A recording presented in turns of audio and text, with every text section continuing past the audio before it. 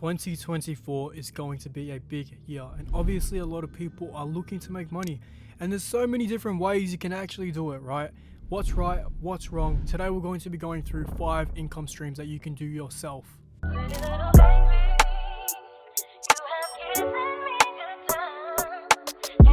So let's get straight into it. Starting off with number 1, of course we have my favorite, trading. As the old saying goes, easy to learn, hard to master. That's exactly what trading is. So trading does have the potential to actually get you out of your 9-to-5 job. This is actually how I got out of my 9-to-5 job in the first place. It wasn't from anything else besides my 9-to-5 job and the money I was making from trading. There's obviously a million ways you can go about trading, but the main piece of advice that I want to give you guys, and this is coming from someone who does have a financial license, make sure you're learning from someone that actually has knowledge on what they're teaching. And another thing that I want you guys to know when it comes to trading, data collection is so important. If you're going into trading without data collection, you're basically gambling. And if you're gambling, you're basically not looking to make a long-term career out of this, and you're just in it for the short term to satisfy your gambling needs. So one of the best ways I can recommend for you guys to actually get into trading is just by going through a free trading guide that I've made for you guys. So this isn't going to cost you any money to learn, right? It's good to learn things at the start when it's free, because you won't have to be paying anything and you'll get to see if you actually understand the content and if it's something you want to pursue in the future. Moving on to number 2, monetizing your skill set. So with this particular way to make money, this just comes down to what you're actually good at and what you actually have experience in. To give you guys an example on what I mean by monetizing your skill set, let's say you have experience in the gym, you've been going for 5 years and you have a good physique. So let's say, for example, there's a new person that has started going to the gym and they want to have a physique like you and they want to learn. Obviously these new people might make mistakes in the gym, but if they're learning from someone that has the experience and has made these mistakes in the past, they can save these new people so much time and even prevent injuries to these new people starting in the gym. And as the person with experience, you can start coaching these people and start bringing them up to your level. And as a reward for your experience in the field, you can get paid to coach these people, whether it be online or whether it be in person. And this can transition to different areas in fitness and also sports. If you're good at Brazilian Jiu-Jitsu, let's say you're a purple belt or you're a black belt, you can start coaching people and you can start making an income from that. And moving on to number 3, it's a very unsaturated market, but it's called growth operating.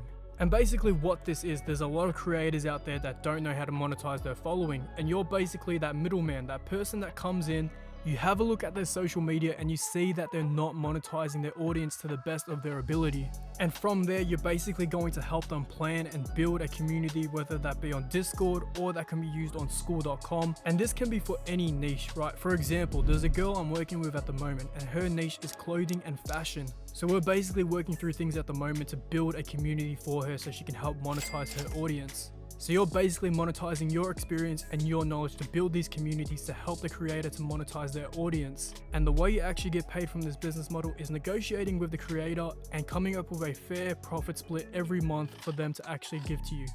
And in return, of course, you would have built the community and you will continue to give ongoing support every single month.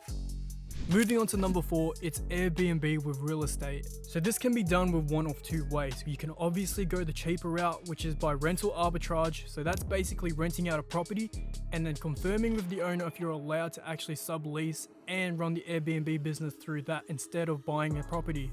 Obviously, buying a property is the more expensive way to go because you will have to secure a loan and you have to be eligible for a loan in the first place, and those aren't easy to get these days. I'm actually in the process of setting up my first Airbnb business, and it's through buying the property itself, not through rental arbitrage. But the reason why this Airbnb business model is so good is because you can potentially positively gear your mortgage, meaning what you make from Airbnb will cover your repayments on your mortgage on the property. And it's obviously easier said than done, trust me, I know, and you will have to have a lot of time on your hands to actually manage the Airbnb. And once that mortgage is actually paid off, whether the property was positively geared, hopefully it was, or negatively geared, at the end of the day, you're going to have a big cash cow because that property is going to be bringing you a lot of income, and then you can continue to do so and buy more properties and do the exact same. You can keep building, and once you're done, you want to exit the market, you can just sell the property. It's as simple as that.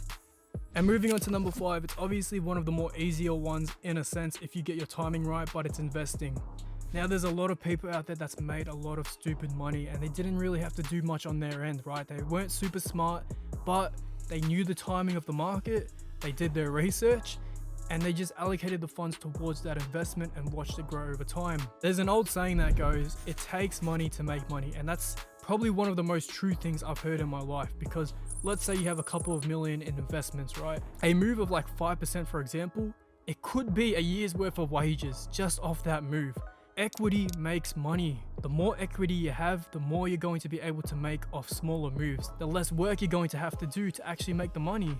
I strongly believe with all my heart, when you're young, you have to put your money where it actually makes money for you. You can't be just burning money when you're young. When you're young, you have to be putting in that work. You have to be allocating that money towards something that will give you a good return. You just can't be wasting it when you're younger. I believe that with all of my heart. When you're young, work, just get the money, start businesses, try things. Because if you don't do that and you get to an old age, you're gonna be filled with so much regret. And I've regretted so much in my life. Half of the regrets that I have are from times that I didn't take that risk, and I hate myself for it. So I don't want you guys to live with the same regret that I have. I really don't. So, hopefully today's video helped you guys a lot, but if you guys enjoyed it, please leave a like, drop a comment, and hopefully I'll see you guys in the next one. Peace.